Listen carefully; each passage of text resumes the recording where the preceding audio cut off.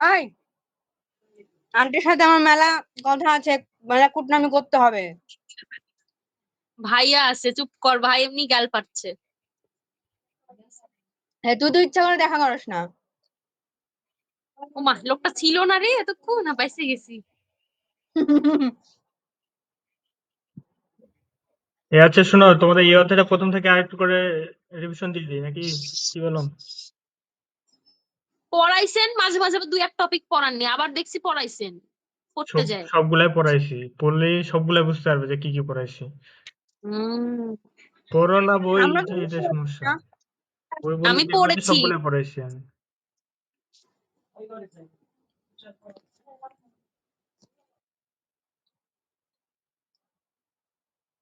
তোমাদের এটা হালকা রিভিশন দিয়ে এমসিকিউ গুলো একটু বুঝাই দেবো। হুম। অনেকক্ষণ ধরে ক্লাস নেবেন না ভাইয়া, অল্প ওরে, মাথায়। আসলে ও তোর তোর মনে হচ্ছে খুব মাথায় ঢুকে। না, আমার তো ঢোকেই না। চার অধ্যায়ের নাম কি বলো? HTML। এখন অধ্যায়টার নামে তোমরা বলতে পারো না, তাহলে হবে? অধ্যায়ের নাম ডিভাইস, কি? ডিজিটাল ডিভাইস ও HTML। তোমার মাথা সবকিছু একসঙ্গে লাগাই দাও। অধ্যায়ের নাম হচ্ছে ওয়েব ডিজাইন পরিচিতি ও HTML। ওরে বাবা, অধ্যায়ের নাম তোমরা ভুলে গেছো, আর অধ্যায়ে তোমরা কি পড়ো? হ্যাঁ, অধ্যায়ের নাম আমরা রাখতে তো হবে না? HTML মনে রাখি শুধু। HTML ওয়েব ডিজাইন তো বুঝাই নাই। আচ্ছা, যাই হোক। এখানে কতগুলো পার্ট আছে দেখো। ওয়েব ডিজাইনের ধারণা, ওয়েবসাইটের কাঠামো, HTML এর মৌলিক বিষয়। HTML কিন্তু তোমাদের সবকিছু বোঝানো হয়েছিল। ওইগুলো তোমাদের তো পিডিএফ দিছে, এগুলো খাতায় লিখতে হবে। হাইপারলিংকস, চিত্র বা ইমেজ এড করা, টেবিল তৈরি করা বুঝাইছিলাম, নিশ্চিত ভুলে গেছো তোমরা। এই খাতায় লেখাটাই তো সমস্যা। টেবিলটা খাতায় খাতায় লিখে লিখে প্র্যাকটিস দিলে করতে সব হবে। ভুলে যাবে। কোনটা খাতায় লিখবো? টেবিলগুলা খাতায় প্র্যাকটিস করতে হবে। ও, এখন পর্যন্ত করিনি একটাও। বুঝতে পারছি। তোমাদের আজকে একটা পিডিএফ দিব পারলে এই টেবিলের জন্য সব। না না, পিডিএফ দিব না। গাইডে আছে, গাইড থেকে করবা টেবিলগুলো। অফলাইন দিন। PDF দেখলে ফোন দেখে করতে যায়, ফোন দেখার করাই হয় না। আচ্ছা দেখো, ওয়েব ডিজাইনের ধারণা হুম কোথা থেকে শুরু করি?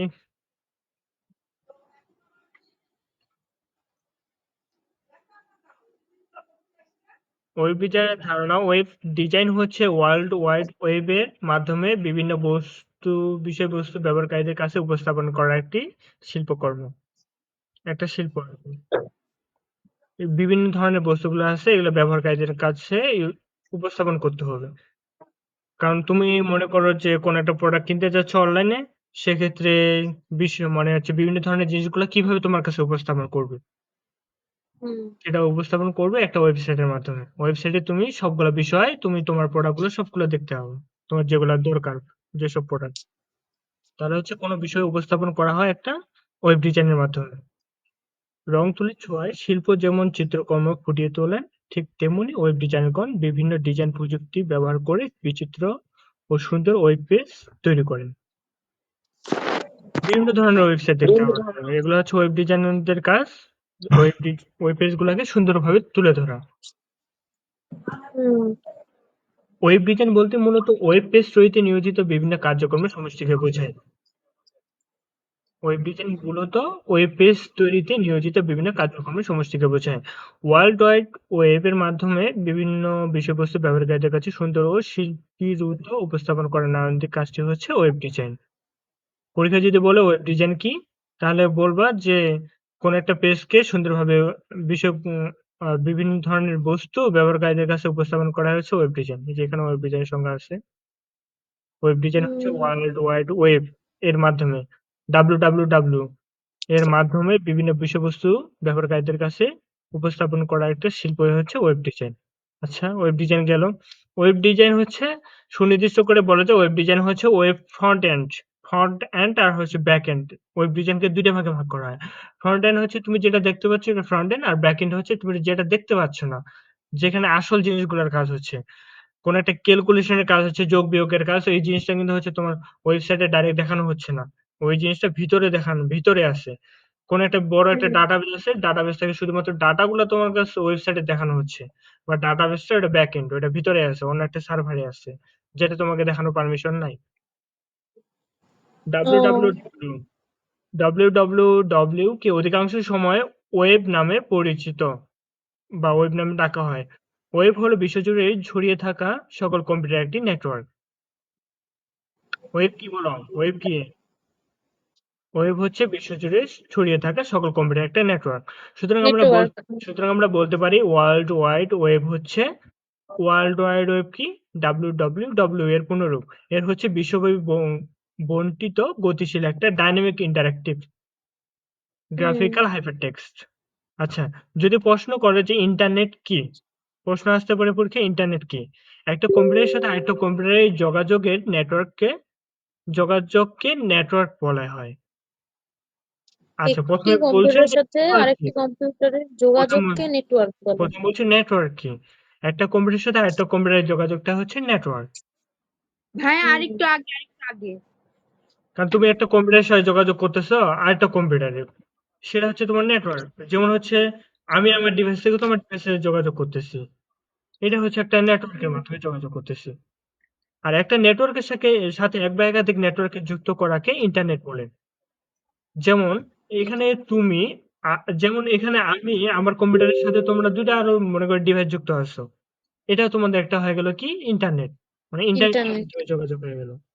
আর আর হচ্ছে একটা কম্পিউটারের সাথে আরেকটা কম্পিউটারের, এটা হচ্ছে সাধারণভাবে বলা হয় এটা নেটওয়ার্ক একটা। পাশাপাশি ২ টা কম্পিউটার যদি একসঙ্গে যুক্ত করে দিই, সেটাও একটা নেটওয়ার্কের মাধ্যমে যুক্ত হলো। বাট একসঙ্গে যদি একাধিক কম্পিউটার যুক্ত থাকে, সেটাকে আমরা বলবো নেটওয়ার্ক। নেটওয়ার্ক জিনিসটার মধ্যে দেখো নেট আর আছে ওয়ার্ক। নেট মানে কি বলতো? জাল। একটা জালের মধ্যে দেখবা বিভিন্ন ধরনের, মনে করো যে একটার সাথে আরেকটা জোড়া লাগা আছে, আরেকটা জোড়া লাগানো আছে। নেটওয়ার্ক মানে একটা জাল কিভাবে কাজ করে সেই জিনিসটা হচ্ছে ইন্টারনেট। একাধিক নেটওয়ার্কের যোগাযোগকে বলা হয় ইন্টারনেট। এই জিনিসগুলা পড়বা, এগুলো সৃজনশীলে আসবে। প্রথমত HTML এর পুনরূপ কি? HTML পুনরূপ হচ্ছে hypertext markup hypertext language. Markup এটা মনে রাখবা। ল্যাঙ্গুয়েজ। HTTP এর পুনরূপ কি? Hypertext transfer protocol. Transfer protocol. আর তৃতীয়ত ওয়েব ব্রাউজার, যে প্রোগ্রাম ডেটা রিসিভ ও অনুবাদ করে ক্লায়েন্টকে তার ফলাফল প্রদর্শন করে। ওয়েব ব্রাউজার কি বলতো? ওয়েব ব্রাউজার যে প্রোগ্রাম ডেটা রিসিভ ও অনুবাদ করে। যে প্রোগ্রাম ডেটা রিসিভ ও অনুবাদ করে ক্লায়েন্টকে তার ফলাফল প্রদর্শন করে।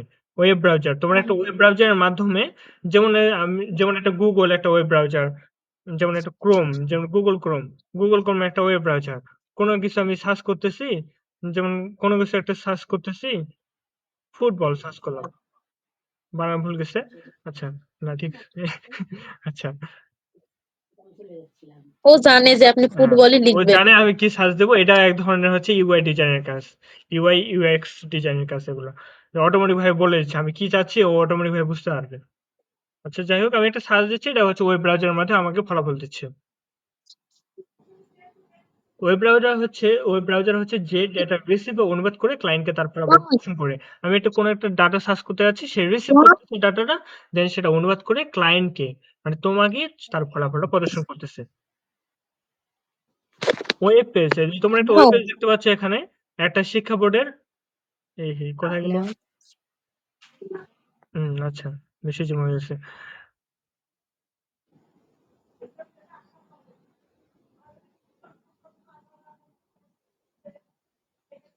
বেড়াই গেল কেন অর্পি? কিরে হ্যালো। কিরে? শোনা যাচ্ছে? হ্যাঁ, তোকে কতক্ষণ ধরে ডাকছি, বলছি তোর বইয়ের কত নাম্বার পৃষ্ঠায় আছে এটা? এটা তোমাদের বই নাই মনে প্রথম হয়? আমি দিকে হচ্ছে তোর অক্ষরবত্র বই থেকে আছে মা। পড়াচ্ছি। অক্ষরবত্র থেকে পড়াচ্ছি আমি। হ্যাঁ, কালকে নিব। আচ্ছা। এগুলো তোমরা পড়বা, বুঝছো? বইয়ের সাথে তোমরা যখন পড়তে যাবা তখনই মিল পাবা। প্রত্যেকটা বইয়ে দেওয়া আছে এগুলো, এই ইম্পর্টেন্ট জিনিসগুলা। তোমরা হচ্ছে তোমাদের বই পড়তে হবে, নিজস্ব বইগুলা পড়লেই হবে। যে একটা নির্দিষ্ট বই পড়তে হবে হ্যাঁ এটা এগুলো কোনো তো কথা আছে। নেই। তাহলে ওয়েব পেজ তো জানোই, ওয়েব পেজ কি? ইন্টারনেটে তথা ওয়েবে কেউ তথ্য রাখতে পারবে। যেমন অডিও ভিডিও তথ্য রাখতে পারে, চিত্র রাখতে পারবে, এগুলো অ্যানিমেশন রাখতে পারবে ওয়েব পেজে। এইসব ওয়েব পেজটা একটু পরে নিবে যে ওয়েব পেজ জিনিসটা কি। যেমন এক বা একাধিক ওয়েব পেজের সমন্বয়ে ওয়েব প্রেজেন্টেশন বা ওয়েবসাইট তৈরি করা হয়। এখানে একটা ওয়েবসাইট দেওয়া আছে, শিক্ষা বোর্ডের একটা ওয়েবসাইট দেওয়া আছে। ওয়েবসাইট কাকে বলে সেটা একটু পড়ে নিবা। যে একই ডোমেইনের অধীনে পরস্পর সংযোগ একাধিক ওয়েব পেজের সমষ্টিকে ওয়েবসাইট বলে। যেমন ওয়েব পেজের সমষ্টিকে ওয়েবসাইট বলে। যেমন ফেসবুক একটা ওয়েবসাইট না? facebook.com একটা ওয়েবসাইট। তুমি যখন মেসেঞ্জারে ক্লিক করতেছো, মেসেঞ্জারের জন্য একটা ওয়েব পেজ চালু হয়ে যাচ্ছে, ওপেন হচ্ছে। তুমি যখন হচ্ছে আবার পোস্টে ক্লিক করতেছো, পোস্টের জন্য দেখো লেখার জন্য একটা ওয়েব পেজ চালু হচ্ছে। এই কতগুলো ওয়েবসাইট মিলে একটা ওয়েবসাইট গঠিত হয়। বুঝছো? হুম। আচ্ছা। Next, static website. আমার বইয়ে না এলোমেলো, আমি খুঁজতেই আমার সময় লেগে না, বই যাচ্ছে। খোঁজার দরকার নেই তোমাদের। তোমরা বইটা নিজের মতো করে পড়বা। আমি জাস্ট ইম্পর্টেন্ট জিনিসগুলো বোঝাচ্ছি, ও কারণ এই জিনিসগুলো সবগুলো বইতেই পাবে তোমরা। জাস্ট খালি ওকে। বিষয়গুলো বুঝতে হবে তোমাদের। ইম্পর্টেন্ট জিনিসগুলো বুঝতে হবে। স্ট্যাটিক ওয়েবসাইট যেমন ২ জনকার বইয়ে আছে, স্ট্যাটিক ওয়েবসাইট খুঁজে পাবো। স্ট্যাটিক ওয়েবসাইট কি আর হচ্ছে ডাইনামিক ওয়েবসাইট কি? এটা তোমাদের বুঝাইছিলাম। স্ট্যাটিক ওয়েবসাইট হচ্ছে কনটেন্টটা একটা নির্দিষ্ট থাকবে। তোমরা বৈশিষ্ট্যগুলো পড়ে নিবে, তাহলে বুঝতে পারবা। কনটেন্ট নির্দিষ্ট থাকবে, ব্যবহারকারী তথ্য প্রদান বা আপডেট করতে পারবে না। এখানে রিয়াল টাইম কোনো আপডেট হবে না তথ্য। আর খুব দ্রুত লোড হয়। কারণ এটা ফিক্সড করা আছে, কোনো সার্ভারে হ্যাঁ। রাখিনি। তথ্য দ্রুত লোড হচ্ছে। যেটুকু রাখছি আমি ওইটুকুই দেখাচ্ছি আমাকে। কোনো রকম ডেটাবেজে সঞ্চয় থাকে না। কোনো রকম ডেটাবেজ থাকবে না এখানটায়। কেবলমাত্র সার্ভার থেকে ক্লায়েন্ট কমিউনিকেশন মুখী হয়।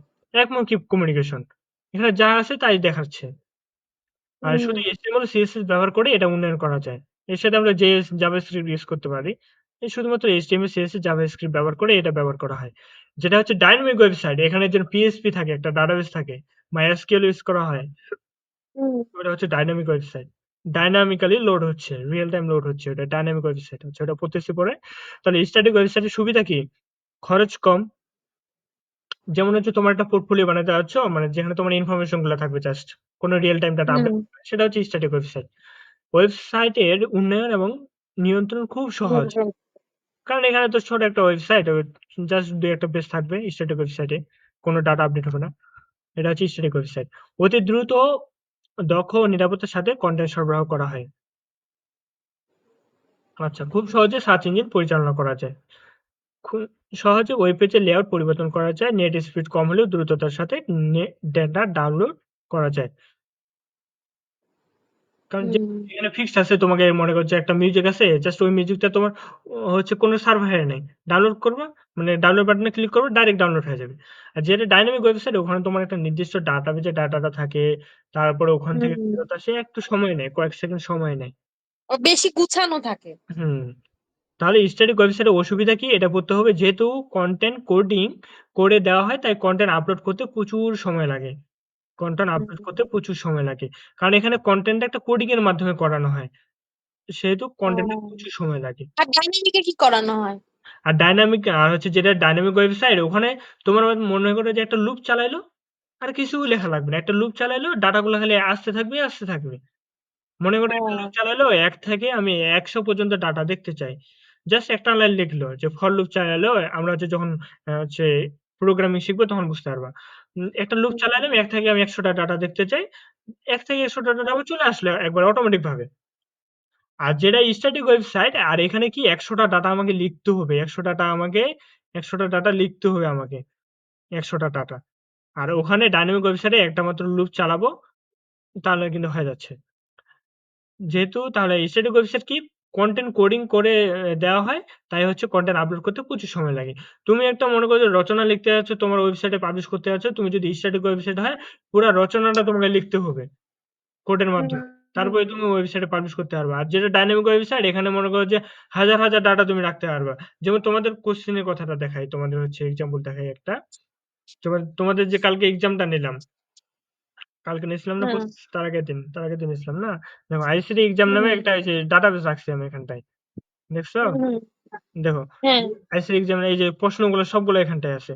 এই যে দেখো সবগুলো প্রশ্ন আছে এখানে। এই দেখো কত নম্বর? ৭৪ নম্বর প্রশ্ন পর্যন্ত আছে। ৭৪ নম্বর, সরি ৭৮ নম্বর প্রশ্ন। দেখতে পাইছো? হ্যাঁ। এই যে তোমাদের এগুলো সব প্রশ্ন এগুলা। এখানে প্রশ্ন আছে। এটা হচ্ছে MCQ 1 option A, option B, option C, এটা ডি। তার উত্তর লেখা আছে এবং ব্যাখ্যাও লেখা রাখছি আমি এখানটায়। তুমি কি এটা দেখতে পাইছিলে? এত আপনি কিভাবে তৈরি করলেন? হ্যাঁ, তুমি তো এটা দেখতে পাচ্ছিলা, তুমি কিন্তু এটা দেখতে পাও না। তুমি কি দেখতে পাচ্ছিলা? তুমি জাস্ট শুধুমাত্র সব সাজানো। তুমি জাস্ট প্রশ্নটা দেখতে পাচ্ছিলা। এই যে তুমি এই জিনিসটা দেখতে পাচ্ছ না, এটা হচ্ছে ডাটাবেস। বুঝতে পারছো? এটা করতে আপনার কতক্ষণ সময় লাগলো? এইটা আমার কোডিং করছি, এটা আমার অনেক সময় লাগছে। প্রায় ২-৩ ঘন্টার মতো সময় লাগছে। জাস্ট একটু এআই ইউজ করছি। সময় লাগছে। একটু সময় লাগছে। ওর কি মনে হয় নাই? অভিনয় কোথায় গেছে? এই ওই আছে, আছে। কুকুর। এই চেক করলাম, চেক করলাম। আচ্ছা, তোমাদের ওয়েবসাইটটা একটু দেখাই। তোমাদের যে কালকে এক্সাম নিয়েছিলাম। কোথায় গেল? আচ্ছা, পাসওয়ার্ডটা কপি করি। ও এআই দিয়ে মেরেছেন, ডিটেলস দিয়ে। আচ্ছা,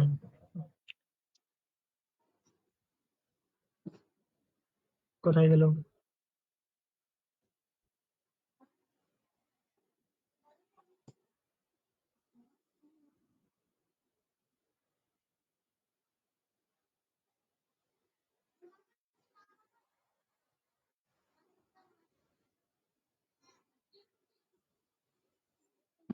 এই দেখো,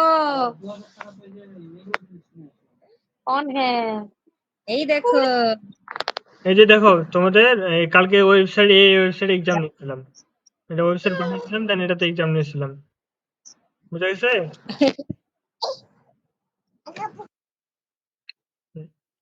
হ্যাঁ হ্যাঁ তোমরা বুঝা গেছে। দেখতেছো?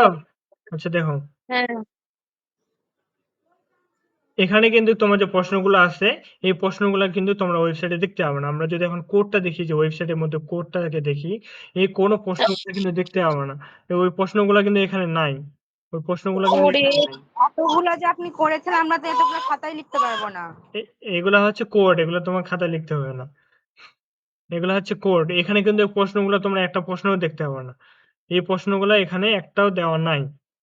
যদি আমি এটা স্ট্যাটিক ওয়েবসাইট বানাইতাম, তাহলে প্রশ্নগুলো তোমরা এখানে দেখতে পেতে। বুঝছো? এই যে এখানে একটা লিঙ্ক এই দেখতে পাবে। কোডগুলো কি সব আপনি হাতে টাইপ করেছেন? কোনগুলা? এই যে যেগুলা দেখো, দেখা যাচ্ছে এই যে ওইগুলা? এখানে একটা লিঙ্ক আছে। এই লিঙ্কের মাধ্যমে আমার হচ্ছে ডাটাবেস থেকে ডাটাগুলো আসে। এটা হচ্ছে মনে করো একটা আমার ডাটাবেস। এই যে পুরোটা এটা একটা আমার ডাটাবেস। এই প্রশ্নগুলা কিন্তু তোমরা হচ্ছে ওয়েবসাইটে দেখতে পাচ্ছ না। ওয়েবসাইটে নাই। জাস্ট আমি একটা লিঙ্ক ফেস করছি। এই লিঙ্কটাকে ফেস করে তোমাদের সব ডাটাগুলো আমি ওয়েবসাইটে দেখাইছি। এই জিনিসটা হচ্ছে একটা ডাইনামিক ওয়েবসাইট। আমি এখানে কোনো কিছু আপডেট করলে, তোমরা সঙ্গে, সঙ্গে ওই ওয়েবসাইটে দেখতে পাবো আরকি। ওয়েবসাইটে দেখতে হবে সঙ্গে, সঙ্গেই। এই ওয়েবসাইটে তোমরা দেখতে পাবা কোনো কিছু আপলোড করলে।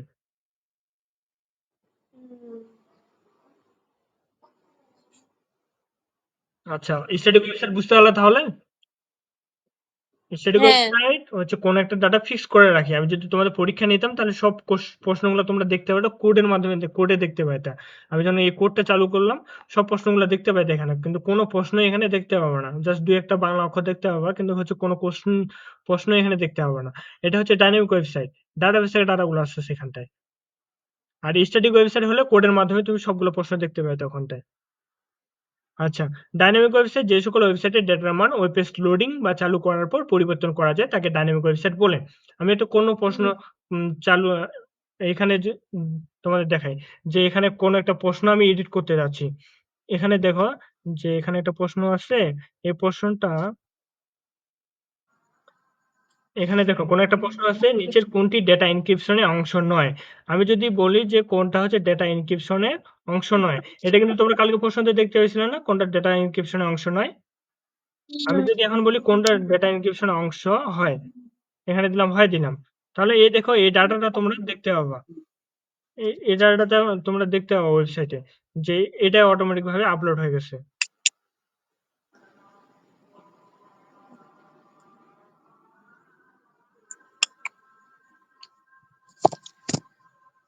ঘরের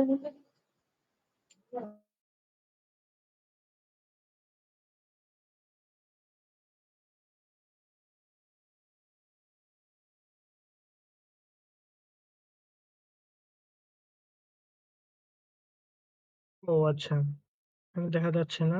১ মিনিট। এই ডাটাটা কেস হয়ে আছে, কারণ কালকে এটা চালু করছিলাম। তো এখানে দেখতে হবে। নতুন একটা ব্রাউজার ওপেন করলে কতগুলো অ্যাকাউন্ট আপনার? দেখো এখানটায় প্রশ্নটা আপলোড হয়ে গেছে একবার 18 নাম্বার। নিচের কোনটি ডেটা এনক্রিপশনের অংশ হয়? হয়ে গেছে না? আমি হচ্ছে এখানে আপডেট করছি, এখানে আপডেট করছি, আর এখানে যে আপডেট হয়ে গেছে আমার। এখানে আপডেট হয়ে গেছে ওই পেজে যে কোনটা হয়। হুম এটা হচ্ছে তোমার ডাইনামিক ওয়েবসাইট। ওকে? ডাইনামিক ওয়েবসাইট বুঝা গেছে? যে সকল ওয়েবসাইটের ডেটার মান ওয়েব পেজ লোডিং বা চালু করার পরেও পরিবর্তন করা যায় তাকে ডাইনামিক ওয়েবসাইট বলে। পরীক্ষায় আসবে, এটা মনে রাখবা। ডাইনামিক ওয়েবসাইট তৈরির জন্য HTML ভাষা প্রয়োজন। HTML ভাষার সাথে স্ক্রিপ্টিং যেমন হচ্ছে PHP এবং হচ্ছে ASP ভাষার সাথে ডাটাবেজের প্রয়োজন হয়। একটা ডাটাবেজের প্রয়োজন হয় ডাইনামিক ওয়েবসাইটের জন্য। তো ডা দিয়ে মনে রাখবা, ডা দিয়ে ডাইনামিক, ডা দিয়ে হচ্ছে ডাটাবেস। ডাটাবেস প্রয়োজন হয়। ডাইনামিক ওয়েবসাইটের বৈশিষ্ট্য: পরিবর্তনশীল তথ্য বা ইন্টারেক্টিভ ওয়েব পেজ পরিবর্তন করা যায়। রান টাইমের সময় পেজের ডিজাইন বা কন্টেন্ট পরিবর্তন হতে পারে। ডেটাবেজে ব্যবহৃত কোয়েরি করে তথ্য বের করার সুযোগ থাকে। তোমরা ডাটাবেস অধ্যায়ে পড়ছো না? ওখানেই কিন্তু হচ্ছে ওই ডাটাবেসটা ওয়েবসাইটের সাথে লিঙ্ক করা থাকে। তোমরা ওখানে কোয়েরি চালাবা, ওয়েবসাইটে ওই সেই ডাটাগুলো দেখতে পাবা। যেমন হচ্ছে ওখানে একটা লুপ ছিল না? এরকম ছিল না কন্ডিশন যে হোয়ার রোল যদি হচ্ছে ১ এর চেয়ে বেশি হয় তাহলে প্রিয়ন্তীর নামটা দেখাবে। ২ এর চেয়ে অথবা রোল যদি ২ হয়, হোয়ার রোল ইকুয়াল টু তাহলে কি দেখাবে? মনে করো যে অর্পিতার নামটা দেখাবে। হুম ওটা হচ্ছে দেখি তোমার আমার নাম SQL কোয়েরি ছিল না? ওই SQL কিউরি হচ্ছে ডাইনামিক ওয়েবসাইটে ইউজ করা হয়। সময় ব্যবহারকারীর জন্য তথ্য প্রদান বা আপডেট হতে পারে। যেমন বলি যে ক্রিকেট লাইভ স্কোর বা তোমরা ক্রিকেট লাইভ স্কোর হতে পারে। আরো হচ্ছে যেমন ওয়েদার ফরকাস্ট অ্যাপ গুলা। তোমরা হচ্ছে রিয়েল টাইম ওয়েদার দেখতে পাবা যে ১ ঘন্টা পরে কি ওয়েদার হবে বা কালকের ওয়েদার কি হবে। রিয়েল টাইম তোমরা ডাটা পাচ্ছ। এই ওয়েদার গুলো হচ্ছে ডাইনামিক ওয়েবসাইট। ওয়েদারের ওয়েবসাইট গুলা। ডাইনামিক ওয়েবসাইটের সুবিধা কি? ব্যবহারকারীদের চাহিদা অনুযায়ী পেজের কনটেন্ট পরিবর্তন করা যায়। তথ্য ও বিষয়বস্তু আপডেট খুব দ্রুত করা যায়। নির্ধারিত ব্যবহারকারীদের জন্য নির্ধারিত পেজ প্রদর্শনের ব্যবস্থা করা যায়। যেমন আমি একটা ওয়েবসাইটের মাধ্যমে রাখতে পারি যে টিচার সেকশন রাখতে পারি। সেখানে টিচার গুলাই শুধু তার তথ্যগুলো দেখতে পারবে। স্টুডেন্ট কোনো কিছু দেখতে পারবে না। আর স্টুডেন্টের জন্য একটা সেকশন রাখতে পারি, সেখানে হচ্ছে টিচার এবং স্টুডেন্ট সবাই দেখতে হবে। এই জিনিসগুলো হচ্ছে নির্ধারিত ব্যবহারকারীদের জন্য নির্ধারিত পেজ প্রদর্শনের ব্যবস্থা করা থাকে। যেমন Facebook এর যে ডেভেলপার টিম আছে, Facebook এর ডেভেলপার টিম তুমি কি ডেভেলপার টিমের অংশগুলো দেখতে পাবা? কি, কি ডেভেলপ করা যায়, কি, কি সেটিং করা যায়? ওগুলো কিন্তু তুমি দেখতে পাবা না। বাট তুমি তোমার অংশগুলো দেখতে পাবা। তুমি কি, কি সেটিং করতে পারবা তুমি শুধু সেগুলাই দেখতে পাবা। হুম ব্যবহারকারীদের নিকট হতে ইনপুট গ্রহণ করার ব্যবস্থা থাকে। যেমন ওয়েবসাইটে তোমরা হচ্ছে বিভিন্ন ধরনের ভার্সিটিতে এক্সাম যখন দিবা তখন তোমাদের আ ফর্ম পূরণ করার লাগবে ওয়েবসাইটে। ইনপুট নিচ্ছে তোমার। এগুলো হচ্ছে ডাইনামিক ওয়েবসাইটের মাধ্যমে। ইনপুট গুলা নিচ্ছে এবং ডাটাবেজে এড হচ্ছে। তাহলে ডাইনামিক ওয়েবসাইট হচ্ছে অনেক বেশি ব্যয়বহুল হতে পারে। আকর্ষণীয় ইন্টারেক্টিভ লেআউট তৈরি করা হয়। ডাইনামিক ওয়েবসাইটের অসুবিধা কি? অবশ্যই অসুবিধা আছে। ডেটাবেস ব্যবহৃত হলে ব্যবহারকারীদের ব্রাউজারে লোড হতে একটু সময় নেয়। একটু বেশি সময় নেবে। কারণ এখানে অনেক ডাটাবেস অনেক ডাটা থাকে ওয়েবসাইটে। যেমন দেখলে না যে ওয়েব পেজটা ওপেন করার সময় একটা চাকার মতো ঘুরলো। এখানে হচ্ছে ডাটাগুলা লোড করতে একটু সময় নিয়েছে। বুঝা গেছে? হুম যেমন দেখো এখানেও একটু লোড করতে সময় নেয়। একটু কত হালকা রুটের একটু সময় প্রশ্ন নিয়েছিল। লোড করতে একটু সময় নিয়েছিল। এটা হচ্ছে তোমার ওই ওইটাই হচ্ছে বলল যে একটু লোড করতে সময় নেবে। উন্নত ও নিয়ন্ত্রণ করা তুলনামূলকভাবে জটিল। একটু জটিল। ডাইনামিক ওয়েবসাইট মানে হচ্ছে বড়, বড় ওয়েবসাইট গুলো ডাইনামিক ওয়েবসাইট। এগুলো নিয়ন্ত্রণ করার জন্য অনেক ডেভেলপার প্রয়োজন। আর খরচও একটু বেশি হয়। এদের নিয়ন্ত্রণ করাটা খরচও একটু বেশি হয়। তাহলে হচ্ছে ডাইনামিক ওয়েবসাইট এবং স্ট্যাটিক ওয়েবসাইট এর পার্থক্যগুলো আছে এগুলো পড়ে নিবে তোমাদের বই থেকে। ঠিক আছে? ওকে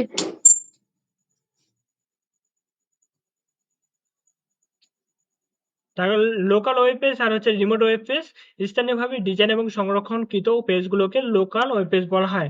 লোকাল ওয়েব পেজ সাধারণত সোর্স ড্রাইভ ও ডিরেক্টরি থেকে সহজে ব্যবহার করা যায়। এ ধরনের ওয়েব পেজ ইন্টারনেট সংযোগের প্রয়োজন হয় না। তোমার নির্দিষ্ট একটা কম্পিউটারে যে পেজগুলো আছে সেটা হচ্ছে লোকাল ওয়েব পেজ। এর জন্য কোনো ইন্টারনেটের প্রয়োজন হবে না। কারণ এই আমি যে পিডিএফটা ওপেন করছি, পিডিএফটা ওপেন করছি। এটা যদি হচ্ছে ডট পিডিএফ না থাকে ডট এইচটিএমএল থাকতো, তাহলে আমি লোকালি এটাকে দেখতে পাচ্ছি। এটার জন্য কোনো ইন্টারনেটের প্রয়োজন হবে না। কারণ এটা আমার কম্পিউটারে আছে। ইন্টারনেটের প্রয়োজন হয় কখন? যখন তুমি অন্য একটা কম্পিউটার থেকে কোনো একটা ডেটা দেখতে যাচ্ছ। আর প্রিয়ন্তী অর্পিতার কাছে একটা ফাইল পাঠাইলো, সেই ফাইলটা দেখার জন্য আমার হচ্ছে ইন্টারনেটের প্রয়োজন আছে। হুম। সেটা হচ্ছে রিমোটলি কাজ করবে। তো রিমোট ওয়েব পেজটা হচ্ছে ঐরকম দূরবর্তী কোনো কম্পিউটারে সংরক্ষিত ওয়েব পেজগুলোকে রিমোট ওয়েব পেজ বলা হয়। রিমোট ওয়েব পেজ ডাউনলোড করার জন্য ইন্টারনেট সংযোগের প্রয়োজন হয়। এ ধরনের ওয়েব পেজ ব্রাউজিং করার জন্য ওয়েব অ্যাড্রেস জানার প্রয়োজন হয়। যেমন আমার একটা ওয়েব পেজ আইএসসি এক্সামের জন্য একটা ওয়েব পেজ বানাইলাম। সেটার জন্য তোমাদের ইন্টারনেটের প্রয়োজন হবে। রিমোটলি অ্যাক্সেস করতে যাচ্ছ, অবশ্যই তোমার একটা ইউআরএল এরও প্রয়োজন হবে। ইউআরএল এর পূর্ণরূপ কি? এটা মনে রাখবা। ইউআরএল এর পূর্ণরূপ কি বলো? কি? অর্পিতা, প্রিয়ন্তী বলো ইউআরএল এর পূর্ণরূপ কি? ইউনিফর্ম এই যে ইউনিফর্ম রিসোর্স লোকেটর। হ্যাঁ, এর বাংলাটা বুঝো? দেখে দেখে বললাম। এর বাংলাটা বুঝছো? Uniform resource locator. যেখানে লোকেটর। যেখানে যে ইউআরএল বা যে ঠিকানাতে একটা রিসোর্স লোকেট হয়ে থাকবে। হুম হুম। লোকেশন।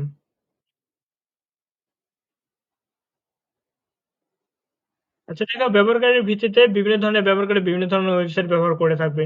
যেমন স্কুলের জন্য স্কুল ম্যানেজমেন্ট একটা ওয়েবসাইট প্রয়োজন, খেলাধুলার জন্য খেলাধুলার জন্য ওয়েবসাইট প্রয়োজন, বিজনেসের জন্য বিজনেস ওয়েবসাইট প্রয়োজন। তাহলে ব্যবহারকারীর ভিত্তিতে বিভিন্ন ওয়েবসাইট হতে পারে। যেমন কমিউনিটি ওয়েবসাইট, যেমন Facebook একটা কমিউনিটি ওয়েবসাইট, ডেটাবেস ওয়েবসাইট, এখানে ডেটাবেস গুলো থাকবে। Development website, directory website, download website, যেমন মুভি ডাউনলোড করার জন্য বা সফটওয়্যার ডাউনলোড করার জন্য, ওয়ালপেপার মাঝে, মাঝে ডাউনলোড করো। এগুলো হচ্ছে ডাউনলোডের ওয়েবসাইট আছে অনেকগুলো। যেমন png.com, এগুলো হচ্ছে PNG পিকচার গুলো ডাউনলোড করা যায়। আবার সফটওয়্যারের জন্য অনেকগুলো ওয়েবসাইট আছে। গেমের জন্য ওয়েবসাইট আছে। নিউজ ওয়েবসাইট আছে, প্রথম আলো.com, আরো অনেকগুলো নিউজের ওয়েবসাইট আছে। বিভিন্ন ওয়েবসাইট গুলোর কাজ বিভিন্ন রকম। ব্যবহারকারী, তুমি একজন ব্যবহারকারী হচ্ছে স্টুডেন্ট। তোমার স্টুডেন্টের জন্য হচ্ছে দেখবা যে স্টুডেন্টের জন্য নিউজের একটা ওয়েবসাইট আছে আলাদা। কি আছে বলো তো নিউজের ওয়েবসাইট স্টুডেন্টদের জন্য? Daily campus. Yes. Daily campus নিয়ে জানি তোমরা না। ইনফরমেশন পাও না? টেলিক্যাম্পাস। ডেইলি ক্যাম্পাস মনে করো যে স্টুডেন্টের জন্য একটা হচ্ছে এডুকেশন টাইপের স্টুডেন্ট ইনফরমেশন গুলো থাকে। আমরা তো সব ইনফরমেশন ফেসবুক থেকে পাই। ফেসবুক থেকে তো পাবাই। হুম, আচ্ছা। তারপর দেখো যে এইচটিটিপি এর পূর্ণরূপ কি বলো? এ হাইপার টেক্সট ট্রান্সফার প্রোটোকল। তাড়াতাড়ি পড়া শেষ করেন, অনেক কাজ আছে আমার। এইচটিটিপি কাকে বলে? ইন্টারনেট আইপি প্রোটোকলের মাধ্যমে যে প্রোটোকল ওয়েব সার্ভার ও ওয়েব ক্লায়েন্টের মাধ্যমে ডেটা আদান প্রদান করে তাকে বলে এইচটিটিপি। এসব কি সংজ্ঞা টঙ্গা মনে রাখা সম্ভব? বুঝে, বুঝে পড়তে হবে। আইপি প্রোটোকলের মাধ্যমে যে আইপি প্রোটোকলের মাধ্যমে যে প্রোটোকল ওয়েব সার্ভার এবং ক্লায়েন্টের মধ্যে ডেটা আদান-প্রদান করে। ওয়েব সার্ভার হচ্ছে যেমন Google একটা ওয়েব সার্ভার ধরে নিতে পারো। আর ওয়েব ক্লায়েন্ট হচ্ছে তুমি নিজে। তুমি এবং তোমার হচ্ছে Google Chrome এর মধ্যে যে তথ্য আদান-প্রদান হচ্ছে, সেটা হচ্ছে HTTP করে থাকে। ডেটা আদান, তুমি একটা জিনিস সার্চ দিচ্ছ, সেই ইনফরমেশনটা পাচ্ছ না? তুমি একজন ক্লায়েন্ট। তো তুমি একজন ক্লায়েন্ট, তুমি ওয়েব সার্ভার মানে হচ্ছে Google এ সার্চ দিচ্ছ। ডাটা পাচ্ছ। এই জিনিসটা কে করতেছে? HTTP করতেছে। Hypertext transfer protocol.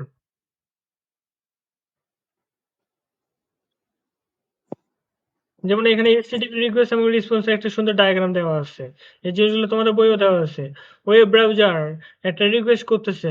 কোন একটা ইউআরএল তুমি চাপতেছো, সেটা ওয়েব ব্রাউজারে ওয়েব সার্ভারে যাচ্ছে। ওয়েব সার্ভার যদি খুঁজে পায় তাহলে হচ্ছে ওয়েব সার্ভারে রেসপন্স করতেছে, সেটা আবার ব্রাউজারে ডিসপ্লে করতেছে।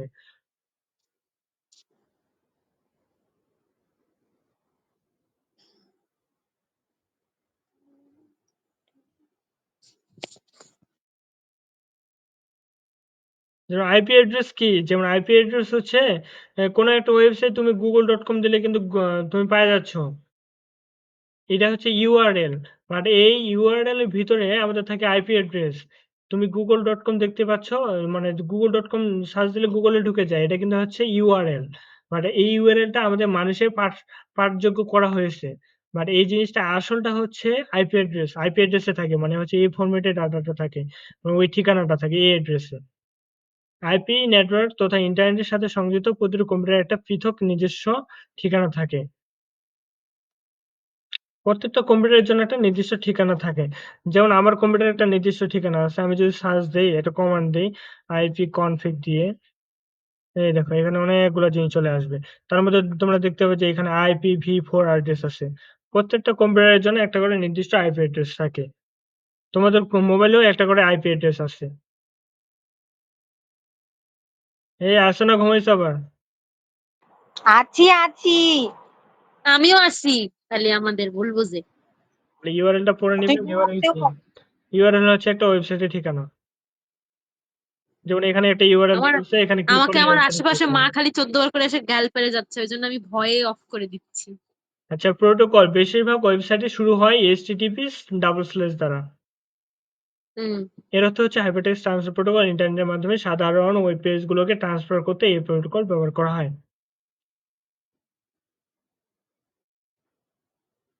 ডোমেন নেম তো বুঝো, ডোমেন নেম কোনটা? সবার শেষে যেটা থাকে। হুম। আর www থাকে। www হচ্ছে কোনো একটা ওয়েবসাইটে ভিজিট করতে গেলে দেখবে যে www.google.com। হ্যাঁ। ওটা অবশ্য আমাদের আগে কিন্তু দেওয়া লাগতো। এখনো এটা হচ্ছে না দিলেও চলে। কারণ এটা জিনিসটা অটোমেটিক ভাবে আমাদের দেওয়া থাকে। মানে হিডেন আছে জিনিসটা। এটা কিন্তু অটোমেটিক ভাবে দেওয়া আছে। www. যেমন এখন কিন্তু google.com লিখলে google.com ঢুকে যায়। facebook.com লিখলে facebook.com এ ঢুকে যায়। কিন্তু আগে লেখা লাগতো www.facebook.com। হ্যাঁ, অনেক লেখা লাগতো। তো হোস্ট নেম এখানে হচ্ছে ডোমেইন নেম। একই অংশে ওয়েবসাইটের স্বত্বাধিকারী নির্বাচিত কোনো নাম দেওয়া থাকে। এই নামটি কোনো ব্যক্তি বা প্রতিষ্ঠান কোম্পানিরও হতে পারে। হোস্ট নেম, কে হোস্ট করতেছে তার একটা নাম থাকবে। ডোমেইন নেমের অংশ। ওয়েবসাইটের ধরন। ওয়েবসাইট বিভিন্ন ধরনের ওয়েবসাইট হয়। এটা তোমায় বলছিলাম, যেমন সরকারি ওয়েবসাইট হইতে পারে। সরকারি ওয়েবসাইট হলে .গভর্নমেন্ট দেওয়া থাকবে। তারপর হচ্ছে কোনো কান্ট্রি ওয়েবসাইট থাকলে .BD, .UK, তারপরে .India। এডুকেশন টাইপের ওয়েবসাইট হলে .edu থাকবে। আচ্ছা। ব্রাউজার তো জানোই যে বিভিন্ন ধরনের ব্রাউজার আছে। ক্রোম আছে, Mozilla Firefox, internet web explorer, Opera, safari, এগুলা আছে।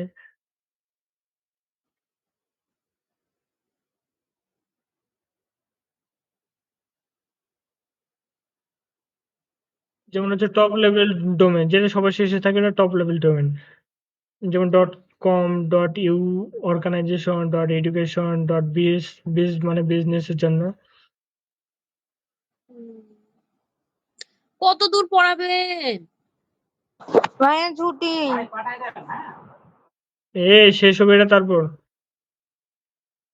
ওরে আল্লাহ। কি রে, আমার কম্পিউটার হ্যাং হয়ে গেল নাকি? হ্যাং হয়ে যাক, হয়ে যাক, আজকে সবই হয়ে যাক। গেছে বাদ গেছে। ক্যান্সেল। কোনো ক্যান্সেল। টেনশন হবে না। সমস্যা হবে, সমস্যার সমাধানের উপায় আছে। প্লিজ।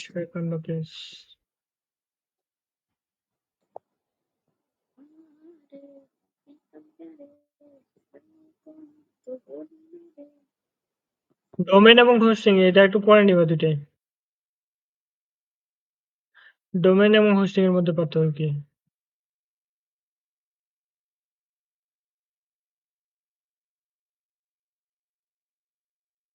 যেমন হচ্ছে ডোমেন নেম হবে এক এবং ইউনিক। তুমি priyanti.com দিতে যাচ্ছ, তোমার ডোমেন নেমটা হবে ইউনিক। বা হোস্টিং হচ্ছে একই হোস্টিং এর অধীনে অনেকগুলো ডোমেন থাকতে পারে। অনেকগুলো ডোমেন থাকতে পারে। তুমি একটা হোস্টিং কিনে নিচ্ছ, তুমি নিজের মতো করে অনেকগুলো ডোমেন বানাতে পারবে, কোনো সমস্যা নেই। ডোমেন নেম রেজিস্ট্রেশন করে বছরে নির্দিষ্ট একটা ফি দিতে হয়। তুমি .com ডোমেন চালাচ্ছ, এখানে তোমার নির্দিষ্ট বছরে একটা নির্দিষ্ট ফি দিতে হবে। আর হোস্টিং করার জন্য যতটুকু কাকে দিব ফি? তুমি যেখান থেকে ডোমেন নেম নিবা, যেমন হচ্ছে ডোমেন নেম নিতে পারো তোমার নেমচিপ থেকে নিতে পারো। যেমন হচ্ছে নেমচিপ নেমচিপ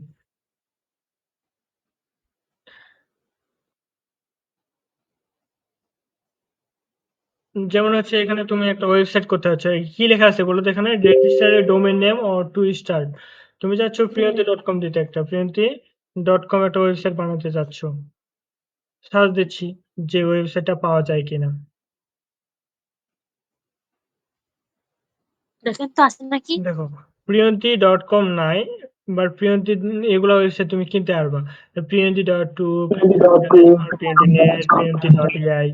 এই ওয়েবসাইট গুলো কেনার কথা জন্য শোনা যাচ্ছে দেখো না। এখানে শোনা যাচ্ছে না। আমার অর্পির কথা শোনা যাচ্ছে না। আচ্ছা এই তো আমি। ও, ওকে। আচ্ছা দেখো এই ওয়েবসাইট গুলো আমি খুঁজে পেয়েছি। বাট এই ওয়েবসাইট গুলোর জন্য আমাকে নির্দিষ্ট একটা ফি দিতে হবে যেটা এখানে লেখা আছে। যেমন এখানে লেখা আছে তুমি হচ্ছে রিটেইল করতে চাও এই ওয়েবসাইট থেকে তাহলে তোমাকে বাৎসরিক ৪৯ ডলার দিতে হবে। সরি $৩৯ দিতে হবে। দেখতে পেয়েছো?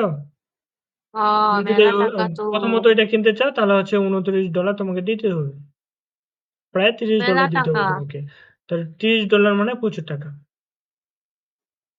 একটা ওয়েবসাইট কিনবো এত টাকা দিয়ে? হুম, হুম। আরো অনেকগুলো কম দামে আছে যেমন $৪ এটা হচ্ছে $৫ দাম। যেমন priyanti.it.com এটার দাম কম আছে। priyanti.me এটারও দাম কম আছে। এই বিভিন্ন ওয়েবসাইটের দাম বিভিন্ন রকম। যেমন এটা একবার $২ আবার। priyanti.in কি এটা আবার $২ এ priyanti.pro হে। pro এটা হচ্ছে প্রায় $৪ এর মতো। অনেকগুলো ডোমেইন আছে এরকম। আচ্ছা। তাহলে হচ্ছে হোস্টিং হচ্ছে কি কোনটা? হোস্টিং হচ্ছে তোমাকে একটা জায়গা দিচ্ছে। মানে তুমি কোন একটা ডাটাবেস রাখবা। কোন অনেকগুলো ডাটা রাখতে চাচ্ছ। তোমার অনেকগুলো ইমেজ আছে, তুমি ওয়েবসাইটে রাখতে চাচ্ছ। তোমার একটা ডাটাবেস দরকার।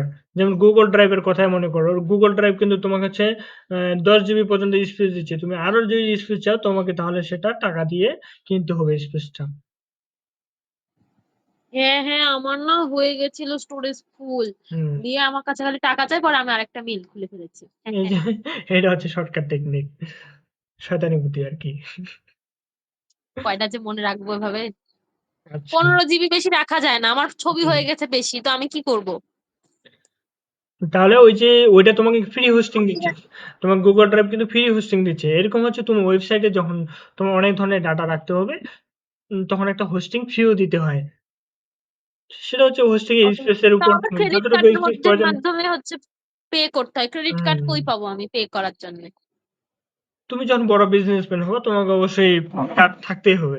তুমি একটা বড় বিজনেসম্যান, ও, তোমার প্রতিষ্ঠান আছে, তোমার কার্ড থাকবে না সেটা কি মেনে নেওয়া যায় বলো? হ্যাঁ ঠিকই তো, আমি একটা ওনার হতে চাই হুম, কিছু। তাহলে ডোমেইন ছাড়া ব্যবহার করে কোনো ওয়েবসাইটে ডেটা দেখতে হবে না। ডোমেইন ছাড়া দেখতে হবে প্রিয়তি শেষে যদি ডট কম না লাগায়, ডট কম বা ডট এডুকেশন না লাগায় তাহলে ওয়েবসাইট ঢুকতে পারবে? পারবে না। তাহলে ডোমেইন নেম ছাড়া কোনো ব্যবহারকারী ওয়েবসাইট ঢুকতে পারবে না। এটা হচ্ছে ডোমেইনের একটা বৈশিষ্ট্য। তার হোস্টিং কি বলছে? ওয়েব হোস্টিং ছাড়া কোনো ওয়েবসাইটে ইন্টারনেটে রাখা যাবে না। ওয়েব হোস্টিং ছাড়া ওয়েবসাইটটা ইন্টারনেটে রাখা যাবে না। তোমাকে অবশ্যই একটা ওয়েব হোস্টিং করতে হবে। নাহলে ওয়েবসাইটটা ইন্টারনেটে রাখা যাবে না। আর ডোমেইন নেম রেজিস্ট্রেশনের ক্ষেত্রে সার্ভার কনফিগারেশন এর কথা বিবেচনা করতে হয়। আর হোস্টিং এর ক্ষেত্রে সার্ভার কনফিগারেশন এর কথা বিবেচনা করতে হয়। আচ্ছা, ডোমেইন নেমের ক্ষেত্রে সার্ভার কনফিগারেশন এর কথা বিবেচনা করার দরকার নেই। মানে হোস্টিং এর ক্ষেত্রে সার্ভার কনফিগারেশন এর কথা বিবেচনা করতে হয়। সার্ভার কনফিগারেশন মানে তুমি একটা ওয়েবসাইট বানাইছো যেখানে মনে করো একই সঙ্গে ৫০ টা ইউজার মানে হচ্ছে ঢুকতে পারবে। আর কিন্তু তোমার ওয়েবসাইটে এমন হয়ে গেছে যে একসঙ্গে প্রায় ১,০০০ স্টুডেন্ট ঢুকে পড়লো। মাঝে, মাঝে দেখো না যে একটা রেজাল্ট দেখতে যাচ্ছ বাট হচ্ছে হ্যাঁ, যে একসাথে রেজাল্ট তুমি জ্যাম পাচ্ছ হয়ে না যায় আর তখন। ওয়েবসাইট কাজও করতেছে না। জ্যাম হয়ে গেছে ওয়েবসাইট। কারণ ওই ওয়েব সার্ভারের ধারণ ক্ষমতাই তোমার হচ্ছে প্রতি মিনিটে মনে করবা যে ১০০ জন বা ১,০০০ জন ফিক্সড করে দেওয়া আছে। বাট ওখানে যদি তোমার একবারে একসঙ্গে ১০,০০০ জন লোক ঢুকে তাহলে তো ওয়েব সার্ভার কাজও করবে না কোন। এই বৈশিষ্ট্যগুলো একটু পড়ে নিবা, ঠিক আছে? ডোমেইন নেম হ্যাঁ। রেজিস্ট্রেশনের জন্য রেজিস্ট্রেশন করা আইক্যান থেকে। আইক্যান কোন একটা প্রতিষ্ঠান অবশ্যই কন্ট্রোল করে এগুলা। নাহলে তো যে প্রিয়ন্তি.com তো ২ জন ইউজ করতে পারবে। তখন তো ঝামেলা হয়ে যাবে। প্রিয়ন্তি.com সার্চ দিলে কার ওয়েবসাইটে ঢুকবে? সেটা তো ঝামেলা হয়ে যাবে, তাই না? এই হচ্ছে আইক্যান একটা প্রতিষ্ঠান ICANN একটা প্রতিষ্ঠান যেটা হচ্ছে ডোমেইন নেম গুলা কন্ট্রোল করে। কোনটাই কোনটাই ডাবল হইতে পারবে না। ইউনিক হবে।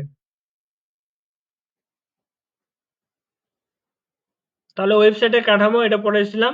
ওয়েবসাইটের কাঠামো কি বলো? তাদের মধ্যে একটা হোম পেজ থাকবে, মূল সেকশন পেজ থাকবে, উপধারার পেজ থাকবে মানে সাবসেকশন থাকবে। Subsection page. হুম। আর পড়বো না ভাইয়া। কিছুতে পড়াইলাম না, তোমাদের রিভিশন দিচ্ছিলাম খালি। ওরে খুদা। আচ্ছা দেখো, এটা কিন্তু খুব ইম্পর্টেন্ট। ওয়েবসাইটে বৈশিষ্ট্য অনুযায়ী ওয়েবসাইটকে নিম্নোক্তভাবে সাজানো হয়। ওইদিন আমি তোমাদের পরীক্ষার পরে এটা বুঝাই দিয়েছিলাম, জানি না মনে আছে কিনা। কি? ওয়েবসাইটের প্রকারভেদ, এটা কিন্তু পরীক্ষার জন্য খুবই ইম্পর্টেন্ট, এটা সৃজনশীলে আসে। যে ওয়েবসাইটের প্রকারভেদ হচ্ছে ওয়েবসাইটের বৈশিষ্ট্য অনুযায়ী প্রথমে একটা ওয়েবসাইটের হোম পেজ থাকে, কাঠামোগুলোকে, হোম পেজের পরে অনেকগুলা ইয়ে থাকে, হ্যাঁ এটা হ্যাঁ ওরকম, ওইটাই। যেমন মেনু বা ওটা বুঝাইছিল। হায়ারকিস মেনুই সম্ভবত ওয়েব ডকুমেন্টের ক্ষেত্রে সবচেয়ে সহজ এবং যুক্তিপূর্ণ। এটাকে ট্রি কাঠামো বলা হয়। যেমন এখানে একটা ট্রি কাঠামো, যেমন মনে করো যে এটা গাছ, এই গাছের মধ্যে ডালপালা অনেকগুলো আছে, একটা ডাল থেকে আরেকটা ডাল গেছে, আরেকটা ডাল গেছে, এগুলো হচ্ছে ট্রি কাঠামো। এই জিনিসটা পরে নিবা। তারপর লিনিয়ার কাঠামো, একটা ওয়েবসাইটের সাথে একটা ওয়েবসাইট লিঙ্ক করা থাকে, যেটা হচ্ছে লিনিয়ার কাঠামো। যেমন এই হোম পেজে ক্লিক করলে তোমরা হচ্ছে HTML দেখতে পাবা, HTML এ ক্লিক করলে HTML এর পেজটা দেখতে পাবা। এগুলো হচ্ছে লিনিয়ার অর্গানাইজেশন।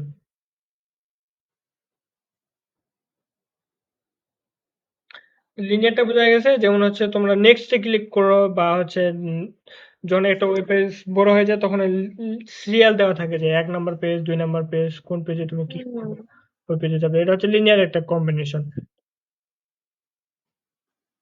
আর হচ্ছে যেটা নেটওয়ার্ক, এটা হচ্ছে প্রত্যেকটার সাথে প্রত্যেকটা কানেক্ট থাকবে। যেমন এই যে প্রথম একটা ওয়েব পেজ, যেমন এই জিনিসটা একটা দেখো, এইটার সাথে কিন্তু প্রত্যেকটার কানেক্ট করা আছে। দেখো এটার সাথে তোমার এই সাইটের এটাও কানেক্ট করা আছে, এটাও কানেক্ট করা সবগুলোর আছে, সাথে সবগুলা এটা কানেক্টেড। কানেক্ট করা আছে, এটাও কানেক্ট আছে, মানে আশেপাশে যতগুলো থাকবে সবগুলো কানেক্ট করা আছে।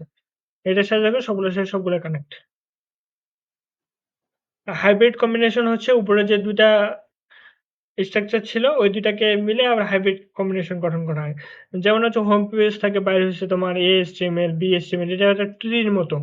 এটা একটা গাছ, এই গাছ থেকে মনে করো শাখা প্রশাখা বাইর হচ্ছে। আবার নিচের দিকে দেখো এখানটায়, এটা হচ্ছে লিনিয়ার কম্বিনেশন।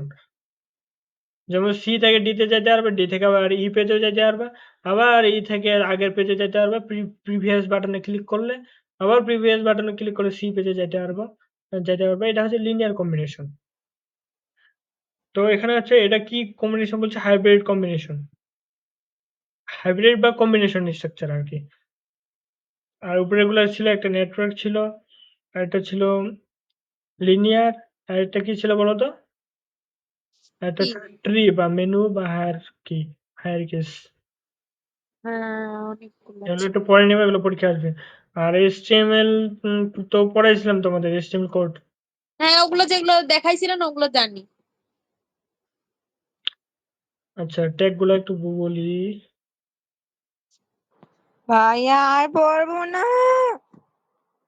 হ্যাঁ হ্যাঁ, আমার আম্মু আমাকে বকছে এমনিতে। যে সমস্ত ট্যাগের ওপেনিং বা শুরু শুনলোই ট্যাগ না। আছে বা ক্লোজিং ট্যাগ নেই, ওরে থাকা ফাঁকা বা এমটি ট্যাগ বলে। এই দেখো এটা এমসিকিউ এর জন্য ইম্পর্টেন্ট। এমটি ট্যাগ কাকে বলে? দুইজন পড়ো তো, এমটি ট্যাগ কাকে বলে? কই এমটি কই, যে সমস্ত ট্যাগের ওপেনিং বা শুরু ট্যাগ আছে কিন্তু ক্লোজিং বা শেষ ট্যাগ নেই তাকে ফাঁকা বা এমটি ট্যাগ বলে। এমটি ট্যাগের উদাহরণ দাও, কি কি উদাহরণ দাও বলো, কি কি আছে এমটি ট্যাগ? ওই যে HR, PR, চিনি, ওই তো হ্যাঁ। বিআর কোন ট্যাগ? বিআর হচ্ছে ব্রেক। ব্রেক। আর একটা আছে এইচআর, সেটা আমিও জানি না, ভুলে গেছি। লাইন শেষে লাইনের মাঝে ব্রেক দেওয়ার জন্য বিআর ট্যাগ ইউজ করবা। আর হরিজেন্টাল লাইন দেওয়ার জন্য এইচআর ইউজ করবা, হরিজেন্টাল লাইন। এটা আবার কি লাইন? উম, তোমার একটা লাইনকে মনে করো যে এরকম একটা বানাইতে যাচ্ছ, এরকম আর এরকম বানাইতে যাচ্ছ লাইন, তখন হরিজেন্টাল ট্যাগটা ইউজ করা হয়। আচ্ছা আমরা দেখতেছি। আর হচ্ছে HTML এর উন্নত সংস্করণ সকল এলিমেন্ট অবশ্যই ইনট্যাক্ট দিতে হয়। বাকি যে এলিমেন্ট গুলো আছে এগুলোর জন্য অবশ্যই ইনট্যাক্ট দিতে হয়। তাই সব দিক চিন্তা করে এমটি এলিমেন্টের ক্ষেত্রে স্টার ট্যাগে বিআর এর মতো স্ল্যাশ যুক্ত করে এলিমেন্টকে বন্ধ করে দেওয়া হয় সঠিক উপায়। তোমার যদি বন্ধ করে দিতে চাও, ব্রেক ট্যাগ যেমন বন্ধ করে দিছে, এছাড়া বন্ধ করে দিছে, দিলে দিতে পারো, বাট কোনো সমস্যা নেই, এগুলো ট্যাগ থাকে না। HTML দেখো, এটা হচ্ছে দেখো ক্লোজিং ট্যাগ আছে HTML।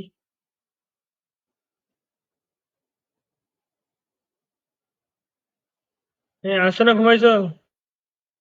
আছি। আছি। আচ্ছা দেখো। উফ, কি বিপদ। আচ্ছা, এখানে কি আছে দেখতে পাচ্ছ? হ্যাঁ। HTML মধ্যে তোমরা HTML কোড গুলো লিখবা। তার মধ্যে তোমার মাথার মধ্যে যা আছে আর কি, মাথার মধ্যে একটা টাইটেল লিখে দিবা যে আমি প্রিয়ন্তী, আমি অর্পিতা। ঠিক আছে? ওকে। এই যে হেড এর মধ্যে টাইটেল থাকে। তোমার বডির মধ্যে মনে করো যে টেবিল থাকতে পারে। এই কি শব্দ করে? 15 মিনিটের মধ্যে ক্লাসটা এখনই এমনি শেষ হয়ে যাবে আপনি শেষ না করলেও। এ কি মজা! আবার লিংক দিব। আমি পালাবো। অবশ্যই না। আচ্ছা, আমি তো পালাবো। বডির আমিও। মধ্যে দেখো, বডির মধ্যে টেবিল থাকতে পারে, বুঝছো? বডির মধ্যে টেবিল থাকতে পারে, বা তুমি একটা পিকচার শো করতে যাচ্ছ, সে বডির মধ্যে পিকচার শো করবে।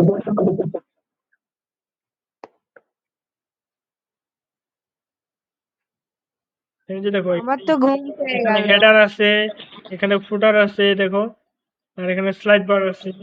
যেমন এই যে এখানে ক্লিক করতেছি, দেখো স্লাইড বার ওপেন হচ্ছে।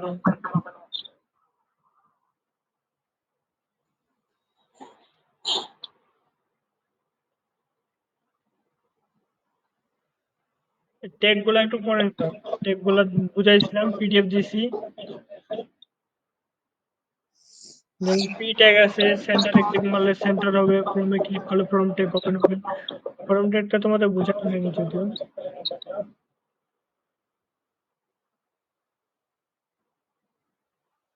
যেমন বিজিএর কালার দেখো, এই টেবিল ব্যবহার করে ব্যাকগ্রাউন্ডের রং পরিবর্তন করা হয়।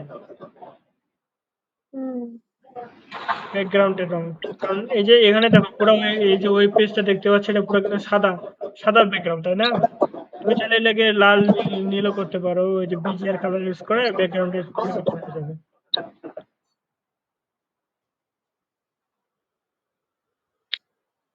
9টা বেজে গেছে ভাইয়া।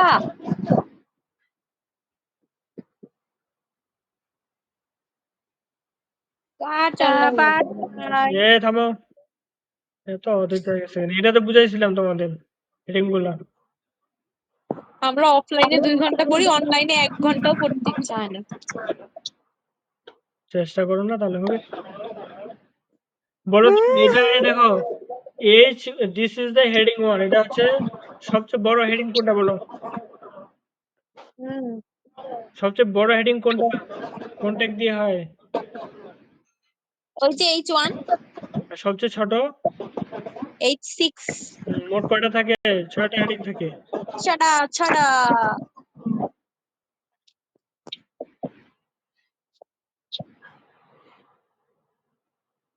দেখো, কোন একটা প্যারাগ্রাফ লিখতে গেলে পি ট্যাগের মধ্যে প্যারাগ্রাফ দেবো, আর এইচআর হচ্ছে হরিজন্টাল লাইন। এই দেখো, এইচআর এর কথা বললা না তোমরা? এইচআর কি? এই যে, এইটা দেখো, এই যে প্যারাগ্রাফ, এখানে দেখো একটা লম্বা লাইন দেওয়া আছে, দেখতে পেয়েছো? এই যে দেখো, এখানে একটা লাইন দেওয়া আছে। এই দেখতে পাচ্ছ? হ্যাঁ। এই যে লাইন দেওয়া আছে, এই লাইনটা হচ্ছে এইচআর, যদি তুমি লেখো তাহলে একটা করে লাইন তৈরি হয়ে যাবে। উপরে একটা প্যারাগ্রাফ ট্যাগের মধ্যে দেওয়া আছে, তারপর দেখো একটা লাইন দিছে। এই লাইনটা হচ্ছে এই লাইনটা, এই লাইনটা হচ্ছে এই লাইনটা। আর তারপর আবার একটা প্যারাগ্রাফ লিখছে, একটা প্যারাগ্রাফ লিখছে, আবার একটা এইচআর লিখছে, আরেকটা লাইন লিখে গেছে, এখানে হচ্ছে এই লাইনটা, এই লাইনটা। আবার আরেকটা প্যারাগ্রাফ লিখছে, তারপর আরেকটা লাইন, এই যে এখানে একটা লাইন বানাইছে। এটা হচ্ছে তোমার এই জিনিসটা এইচআর দিয়ে বানাইছে। এইচআর লিখলে একটা লাইন তৈরি হয়ে যাবে।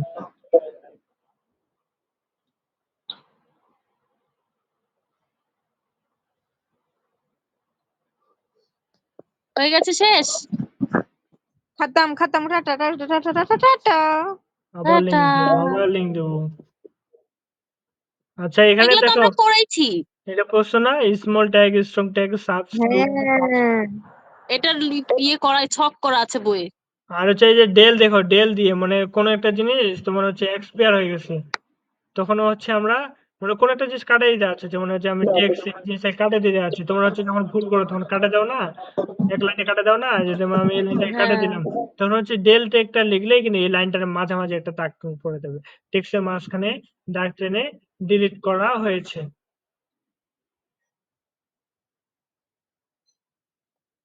আর এস দিয়েও হচ্ছে ডিলিট করা যায়, টেক্সটের মাঝখানে দাগ টেনে দেওয়া।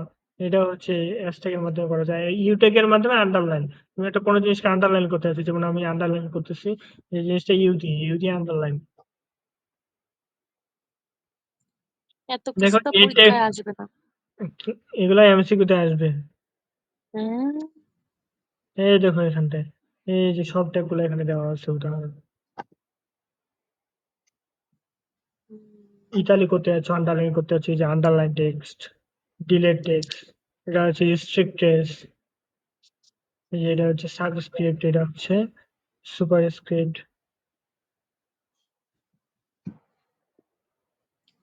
ঘুম এসে গেল। সত্যি আমি তো ঘুমাই যাব। ও চেক মারলাম। তাহলে পরে নিতে পারবে বাকিগুলা। নমস্কার। হ্যাঁ কি বলো, হ্যাঁ এক্সাম কবে দিবা কও। এই যে আবার এক্সাম, দেখছি। আপনি একটু 3 দিন পড়ান তারপর আবার আর ও কোন আপনি এক্সাম তো দিতে হবে? এক্সাম দিতে হবে, এক্সাম, এক্সাম ছাড়া উপায় নেই।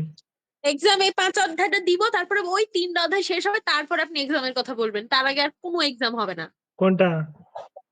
মানে এই 5 অধ্যায় দেওয়ার পর 1 2 আর হচ্ছে 4 পড়ানো বাকি, এই 3টা অধ্যায় পড়ানোর পর আবার এক্সাম নিবেন। এই অধ্যায়টা এক্সাম দিবা, তারপরে আমি ওই 3টা অধ্যায় শুরু করব। বুঝা গেছে? তাহলে নো, কালকে আমি ব্যস্ত থাকবো সারাদিন, অনুষ্ঠান শনি রবিবারে রবিবারে। আল্লাহ হাফেজ, টাটা। দাঁড়াও, আইসা আবার আবার দাঁড়ান। ও গেলাম। প্রশ্ন দেখাবে। এমসিকিউ গুলা সবগুলো পড়বা।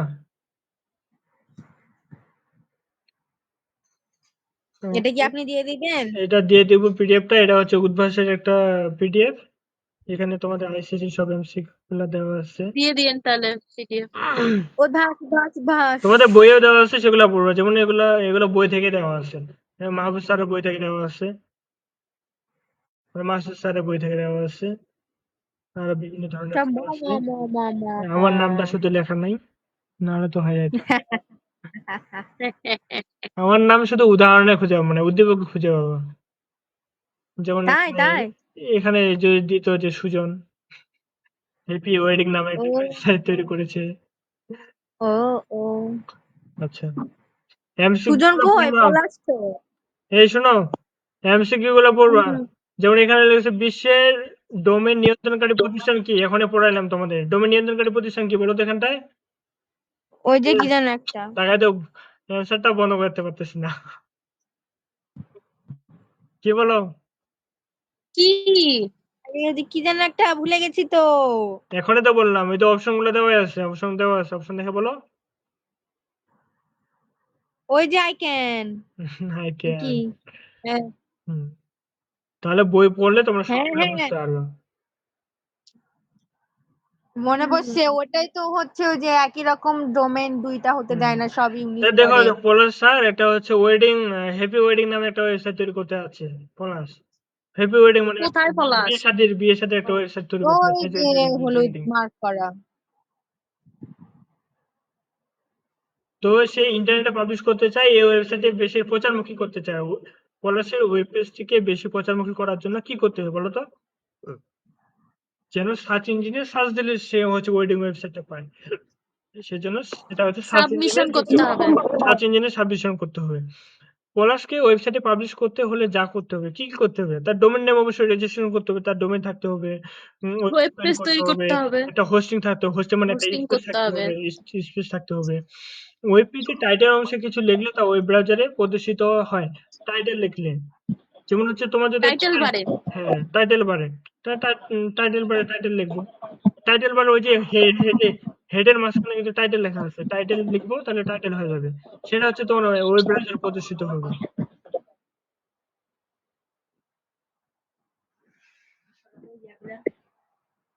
ঠিক আছে আমি বেরিয়ে আচ্ছা, গেলাম। তারপর দেখো এটা, যেমন এই যে ফি দেওয়া আছে, প্যারাগ্রাফ টেক দেওয়া আছে, তারপর এখানে দেওয়া আছে সুপ। সুপ মানে কি? সুপার মানে হচ্ছে উপরে থাকবে, সুপার মানে উপরে উড়ায় না, ওই জিনিসটার মতো। মানে সুপ হচ্ছে উপরে থাকবে স্কয়ার সিস্টেমে। তাহলে এখানে এই জিনিসটার অ্যান্সার কোনটা হয় বলো তো? কি জানি, জানি না। কি বলে জানে না? সুপার মানে answer হচ্ছে H2O পাওয়ার আকারে H2O থাকবে, পাকার আকারে পাওয়ার আকারে H2O থাকবে। সি হবে, সি। এস 2O এটা হবে। H এর পাওয়ার 2O। স্যুপ হচ্ছে পাওয়ার, SUPD স্যুপ, উপরে স্যুপ থাকে। আর যদি এখানে সাপ থাকতো তাহলে কোনটা অ্যান্সার হইতো বলো? SUB যদি থাকতো বি বি বি। এটা হইতো অ্যান্সার, তখন হতো এই অ্যান্সারটা। বাই বাই এগুলো কিন্তু বাই সহজ, বাই। এগুলো পরে নিবে, আমি তোমাদের এক্সাম নেবো। ওকে, পিডিএফ দিয়ে দিন। এই তো এখনই দিয়ে দিচ্ছি, এক্সাম থাকবে। ওকে, বাই। টাটা। ওকে।